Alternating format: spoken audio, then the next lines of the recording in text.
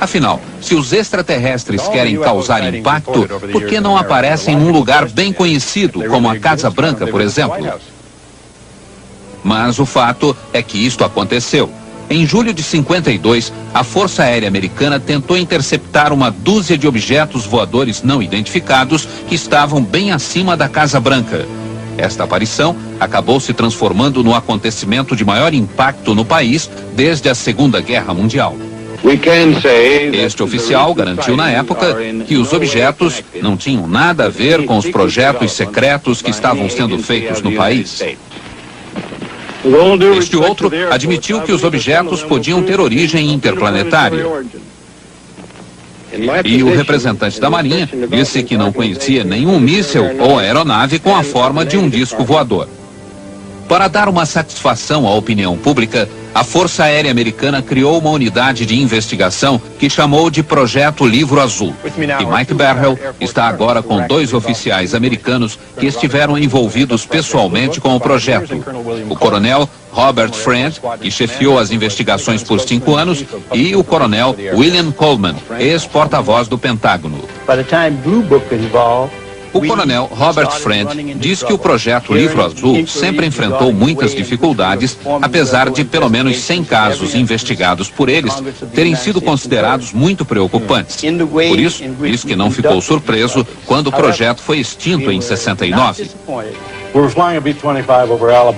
O ex-porta-voz do Pentágono, o coronel William Coleman, admite que ele mesmo já viu um OVNI. Ele afirma aqui que isto aconteceu em 55, quando comandava um B-52 nos céus do Alabama. De repente apareceu um estranho objeto prateado que não tinha asas, media 20 metros de diâmetro e 5 metros de altura. O coronel fez um relatório oficial, mas ele conta agora que quando começou a trabalhar no Livro Azul, procurou o relatório e não havia nada no arquivo. Isso aconteceu com outros relatos que também desapareceram, diz ele. Os 2 militares americanos disseram também durante o programa que hoje se sentem usados pela Força Aérea. Segundo eles, o governo não estava interessado em divulgar a verdade. Queria apenas acalmar a opinião pública e minimizar os relatórios sobre OVNIs e ETs.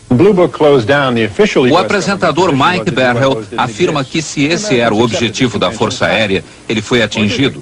Em pouco tempo, o pânico foi substituído pelo riso e o noticiário sobre o assunto ridicularizado, passando a ser publicado só por jornais sensacionalistas. Quem declarasse ter visto um OVNI era imediatamente chamado de maluco. Com isso, muitas testemunhas idôneas começaram a ter medo de falar sobre os discos voadores. Esta cena do filme Contatos Imediatos do Terceiro Grau mostra uma realidade muito comum hoje em dia. No filme, os operadores da torre de controle detectam no radar um objeto não identificado que está próximo de um avião.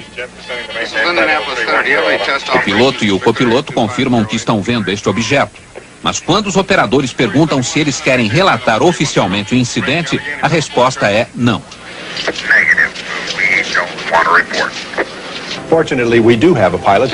O apresentador Mike Berhel está agora com um dos poucos pilotos dispostos a falar sobre OVNIs. É o capitão Neil Daniels, que voou na United Airlines por 35 anos. O capitão Neil conta que estava pilotando um avião de São Francisco para Washington em março de 77, quando viu uma luz muito forte à esquerda do DC-10. Os instrumentos de bordo, diz o capitão, passaram a marcar rumos diferentes e uma força qualquer puxava o avião para a esquerda. De repente, o objeto desapareceu numa velocidade espantosa e o capitão lembra que o tempo todo o copiloto dizia: não quero ver, não quero saber. Minha conclusão é de que as fotos são verdadeiras e que a espaçonave é extraterrestre, diz o Dr. McAbee. Outro momento importante do programa: o depoimento de autoridades soviéticas. Pela primeira vez na história, o Ocidente toma conhecimento da posição da União Soviética em relação aos fenômenos extraterrestres. O apresentador Mike Berhel conversa primeiro com Leonard Nikishin, que é o secretário do grupo de trabalho do governo soviético para assuntos extraterrenos. Ele diz que a maioria dos cientistas soviéticos não acreditava em OVNIs, mas que agora a situação está mudando. Segundo Niksin, o fenômeno está sendo abordado de forma científica no seu país e ele acha que vão entrar em contato com ETs mais cedo do que se esperava. O outro soviético é Sergei Bolantsev, um jornalista da agência de notícias TASS que é especialista em OVNIs. Sergei diz a Mike Barrell que o relato confiável mais recente aconteceu em 85. O piloto de um avião comercial notou um feixe de luz que iluminava totalmente o solo, uma luz tão forte que chegava a cegar as pessoas. O ponto de luz, diz Sergei, voou para longe do avião e começou a balançar da direita para a esquerda e de cima para baixo. Finalmente, voou ao lado do avião como se fosse uma escolta. Os passageiros viram tudo e o objeto também foi detectado nas telas de radar da região. Sergei mostra agora esta foto feita na Bulgária em 78. Um casal estava tomando café quando viu isso. A foto foi feita com uma câmera Polaroid. O momento mais polêmico do programa é o depoimento de um agente secreto americano. Ele recebeu o nome de Falcon e, para ter a identidade protegida, todos os depoimentos foram feitos com a imagem e a voz distorcidas. A produção do programa afirma que fez todas as investigações possíveis e garante que ele é realmente o que diz ser: um agente ligado a um serviço ultra-secreto que investiga fenômenos extraterrestres, o MJ-12.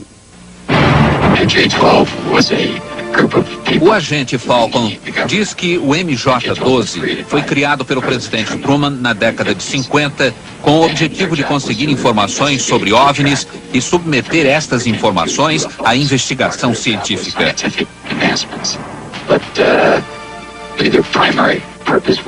Com a ajuda de uma ilustração feita pelo programa americano, Falcon informa que as informações são enviadas ao presidente e ao vice-presidente, ao diretor da CIA e ao diretor da Agência de Segurança Nacional. Falcon diz também que o MJ-12 funciona aqui, no Observatório Naval em Washington, que pertence à Marinha. Peter Leon foi produtor executivo de notícias da rede de TV CBS em Los Angeles e ele diz que esteve pessoalmente por 2 vezes com um agente chamado Falcon. Leon diz que checou as credenciais e está convencido de que ele é realmente um agente.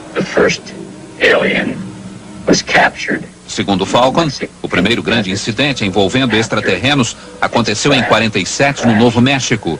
Aparentemente, um OVNI sofreu uma pane e caiu no deserto. Na época, mais de 100 pessoas viram o acidente e foram até lá. Um pouco mais distante, havia uma cápsula ejetora com 2 ETs. Os corpos foram recolhidos pela Força Aérea e levados para uma autópsia. O major chegou a recolher e fotografar um pedaço da nave. A Força Aérea abafou a história, mas, segundo Falcon, um dos extraterrestres estava vivo. O primeiro alienígena, diz Falcon, foi capturado no Novo México depois que sua nave foi acidentada. O alienígena, chamado Abby pelo governo, foi mantido em cativeiro.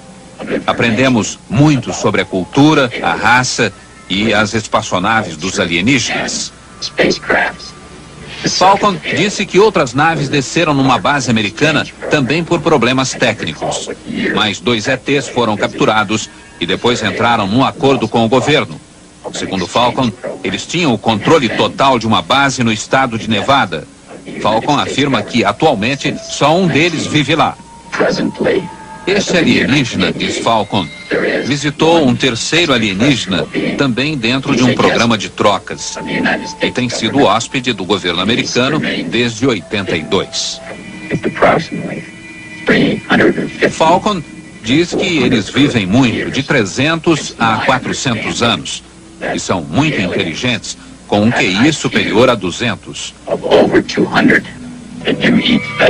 Outra curiosidade, gostam de vegetais. Falcon afirma que já esteve com eles e diz agora qual o aspecto destes extraterrestres. Eles têm de 95 centímetros a 1 metro de altura. Os olhos são extremamente grandes, com um formato próprio. Têm várias pálpebras internas e os olhos são 2 vezes mais brilhantes do que os nossos. Tem 2 aberturas onde ficaria o nariz. E a boca é pequena. Não tem dentes como os nossos. As gengivas também são diferentes. Os órgãos internos são muito simples.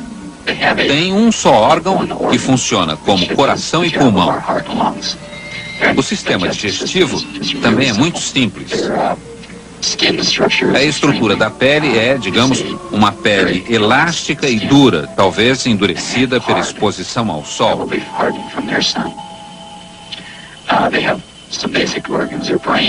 O cérebro é maior e mais complexo do que o nosso, tendo várias voltas a mais. Os olhos são controlados pela parte de trás da cabeça. Tem uma audição muito melhor do que a nossa, superior mesmo à dos cães. Os órgãos sexuais são distintos. Existem machos e fêmeas. A bexiga é que se encarrega da função excretória.